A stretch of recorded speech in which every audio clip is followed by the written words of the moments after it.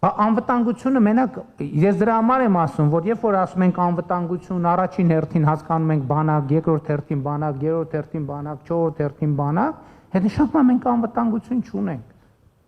Երբ որ առաջին հերթին կհասկանանք, որ մի րոպե մենք այնքան ինտեգրված ենք, այնքան փոխկապակցված ենք, այնքան փոխկախված ենք, որ փոխադարձաբար շահագրգռված ենք իրար անվտանգության եւ կայունության մեջ։ Այ դա կլինի խորը ինստիտուցիոնալ անվտանգություն եւ կայունություն։ Եվ կա ձեր ասած գործոնը կա նաեւ, որովհետեւ այո, շատ են ձայները եւ այդ ձայները անհիմն չեն, ովքեր մեզ ուզում են ասել, որ անիմաստ է, մի արեք, մեկը Թուրքիայի հետ երկխոսության ընթացքում էլ ինչի մենք 2019 թվականին այս նույն process չենք սկսում։ Որտեղ այն ժամանակին ենք մենք մտածում, բայ այս հարցը ոնց ենք անելու, բայն հարցը ոնց ենք անելու։ Մեկ այս հարցը չի կարող լուծվել, այն հարցը չի կարող լուծվել, այն հարց մենք չենք տեսնում հնարավորություն։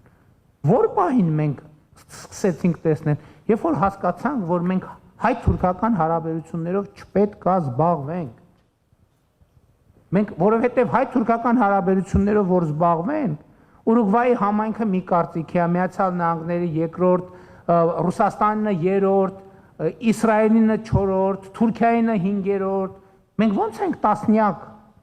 հարյուրավոր կարծիքներից ձևավորելու դիրքորոշում, օրակարգ եւ գնալ այդ օրակարգը ձևավորելու։ Իսկ Հայաստանում մենք դրա հնարավորությունն ունենք։ Հայաստանում կա ընտրող, ով ընտրում է կառավարություն, կառավարությունն էլ իրականացնում է առաջնորդ։ Ոնց կարա որևէ մեկը ունենա երկու առաջնորդ։ Հիմա Միացյալ Նահանգների հայ համայնքի առաջնորդը ով է։